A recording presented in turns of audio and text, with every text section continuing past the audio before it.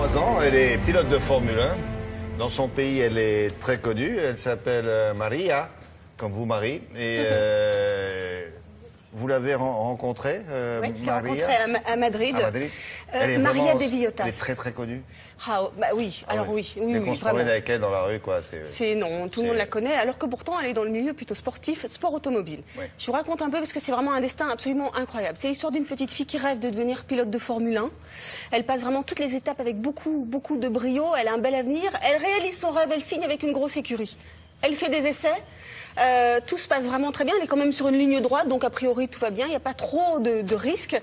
Et puis elle rentre sur le stand. Et au moment où elle rentre, la voiture s'emballe et va s'encastrer dans le haillon d'un camion qui lui rentre au niveau de la tête.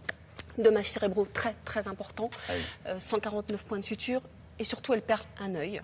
Et c'était il y a combien d'années, ça? L'année dernière. C'était en juillet 2012. Le 3 juillet 2012, tout bascule, le rêve est brisé, c'est sa vie qui change, évidemment sa carrière s'écroule, mais elle se reprend, elle trouve une force qu'elle-même ne soupçonnait pas, elle revient avec une envie folle de se dire mais moi j'ai eu une nouvelle chance, c'est extraordinaire, je vais en profiter à 100%. Voilà, c'est une fille, comment vous dire, c'est un témoignage poignant.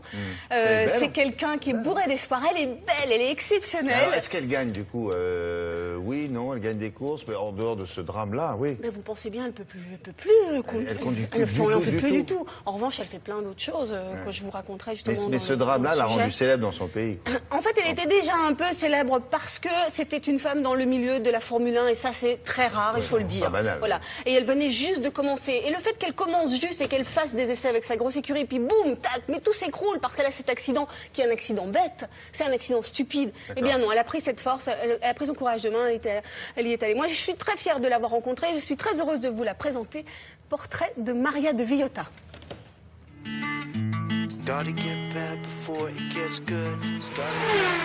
Bonjour Maria. Bonjour Marie.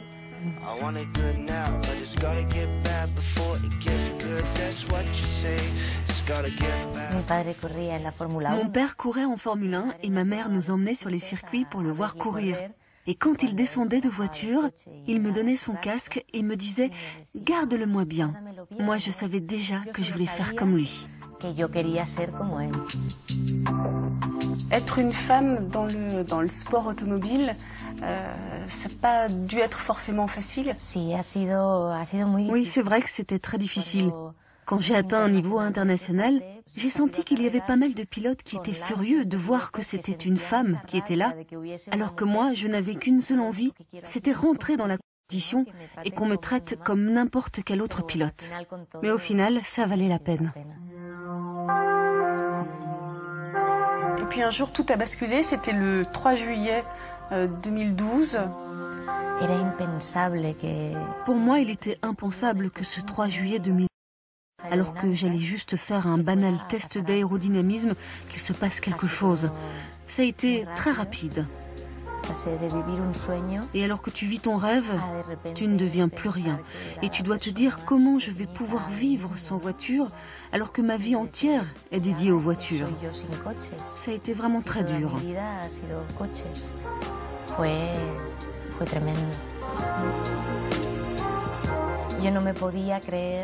Je ne pouvais pas croire que j'avais perdu un œil. Et le plus dur a été le jour où j'ai dû me regarder dans un miroir et constater que la réalité avait dépassé la fiction. Je crois au destin.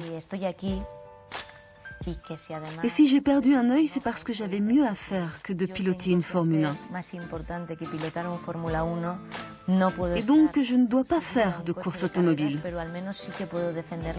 Aujourd'hui, je défends la cause des femmes et j'ai rejoint aussi la fondation Ana Carolina Diaz Mau.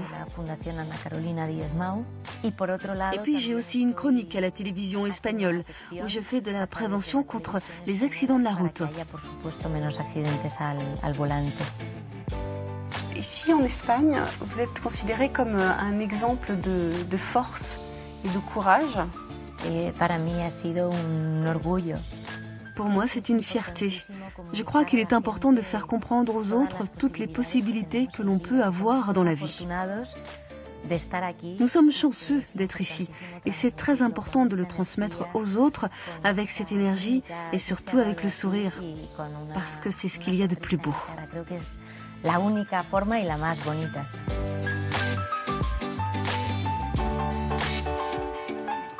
La vida es un regalo, c'est ça son... La vie est un cadeau. C'est son premier livre qui sort le 16 octobre en Espagne. En France, ça devrait sortir d'ici quelques mois, donc soyez patients. Je voudrais juste parler d'une petite chose. Elle est ambassadrice d'une fondation qui s'appelle Anna Carolina Diez Maú et elle a fait ce petit bracelet qu'on peut voir là avec son totem qui est l'étoile et qu'elle avait déjà sur son casque.